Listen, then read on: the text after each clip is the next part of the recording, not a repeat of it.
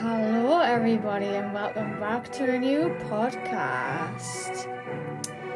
I hope you are all doing very, very well. And today I have a new podcast. Can you guess what it is?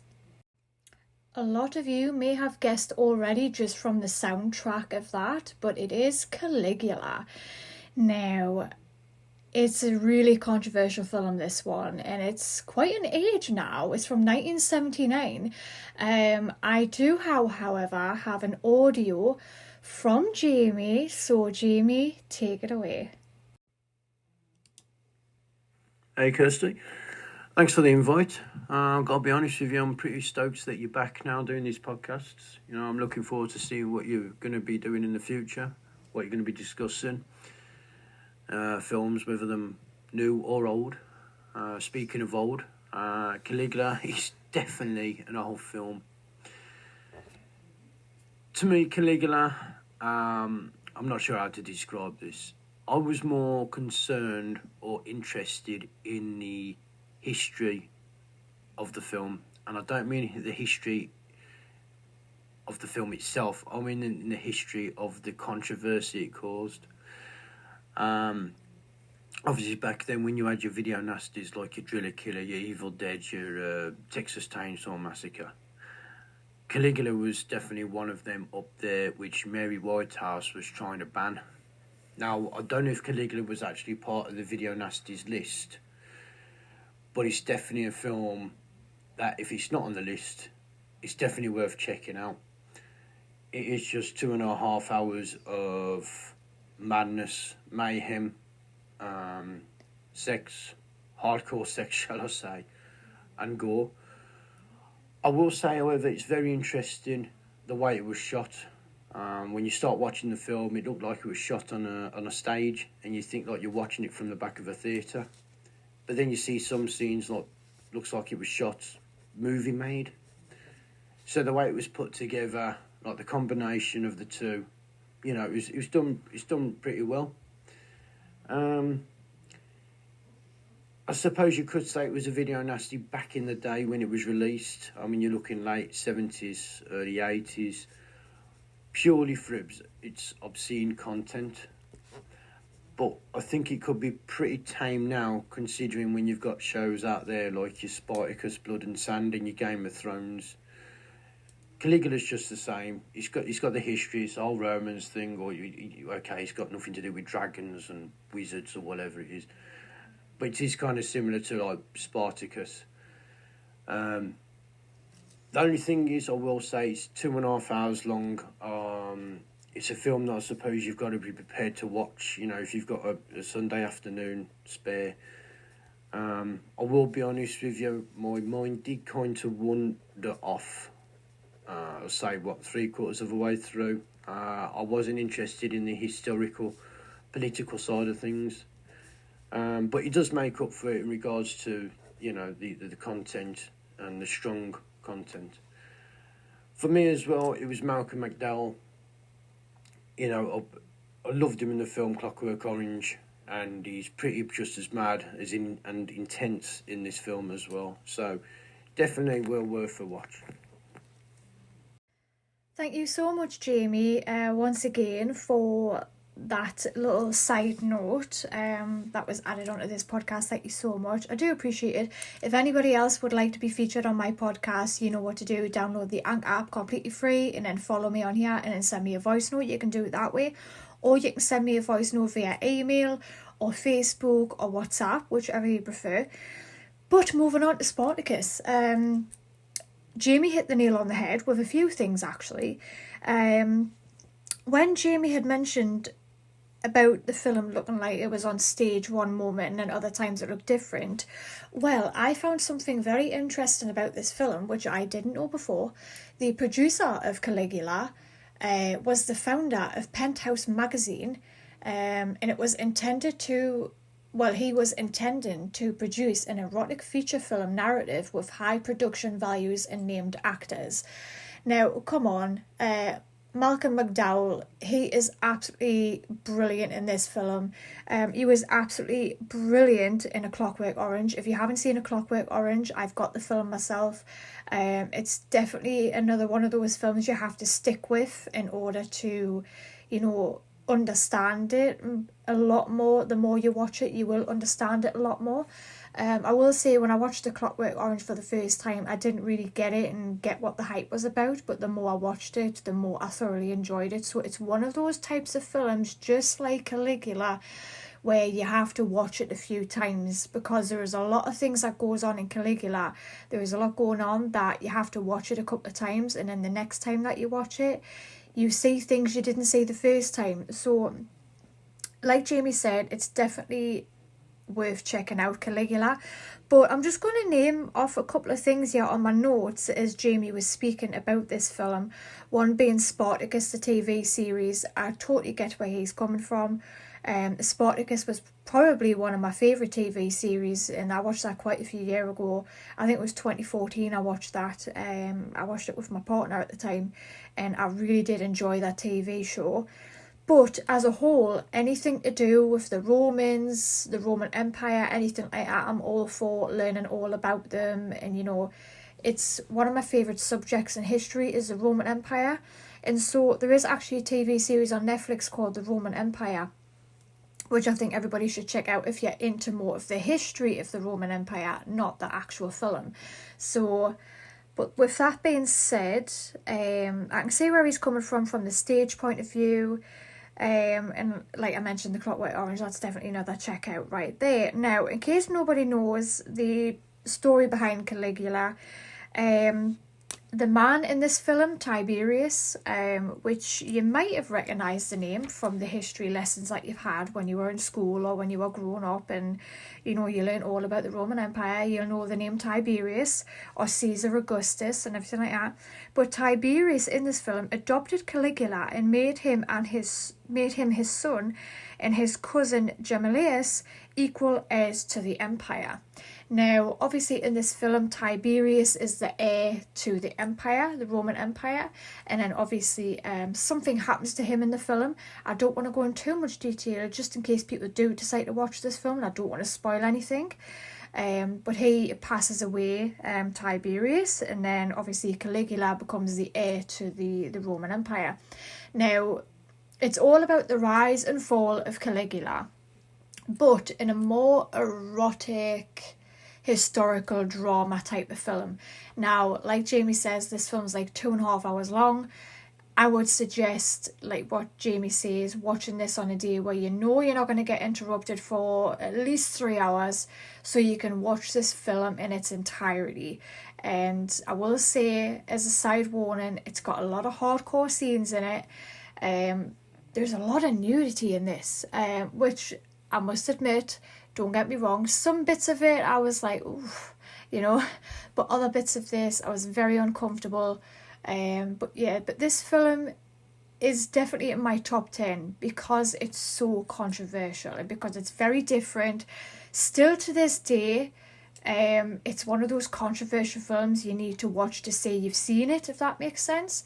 I'm so glad I watched it myself. I did watch it quite a few years ago, but then I just didn't watch it again, but then it popped up again and I thought, I'm going to give this a rewatch and I'm going to do a podcast on this because I haven't talked about this film before on a podcast.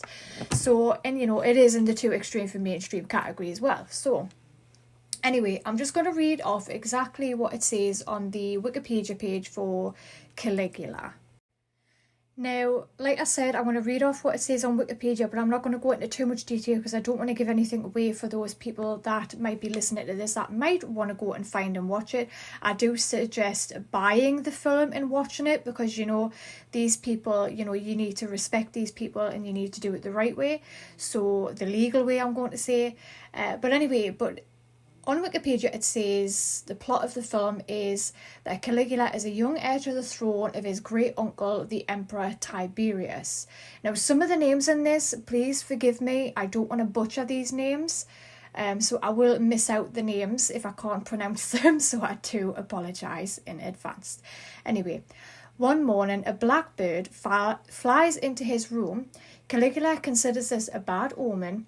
Shortly afterward, one of his heads of the god, Macro, tells Caligula that Tiberius demands his immediate presence at Capri, where the emperor lives with his close friend Nerva, dim-witted relative Claudius, you might have heard that name before as well, and Caligula's adopted son, Tiberius's grandson, Gemellus.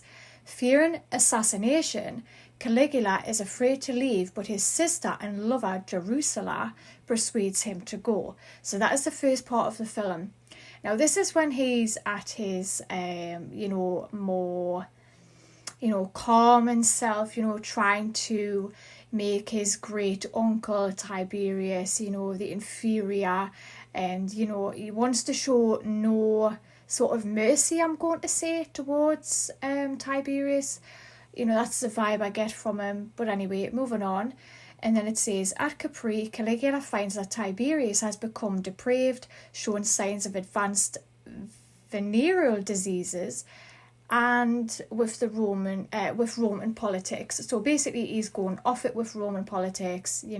He's getting old. He was in his 70s, according to the film. Meaning Tiberius was in his 70s. But anyway, Tiberius enjoys swimming with naked youths and watching degrading sex shows that include deformed people and animals. Yeah, it's one of those films. It's very strange. It's all over the place, but stick with it if you can, like I mentioned.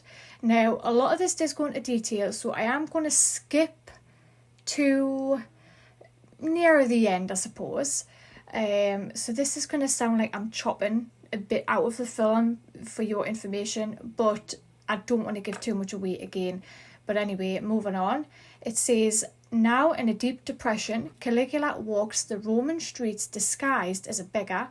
He causes a disturbance after watching an amateur performance mocking his relationship with Drusilla.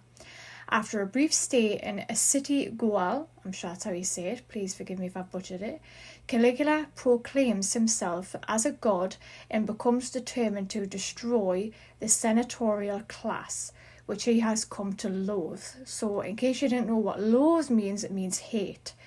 The new reign he leads becomes a series of humiliations against the foundations of Rome. Senators' wives are forced to work in the service of the state as prostitutes. Estates are confiscated. The old reign is discredited, and the army is made to embark on a mock invasion of Britain.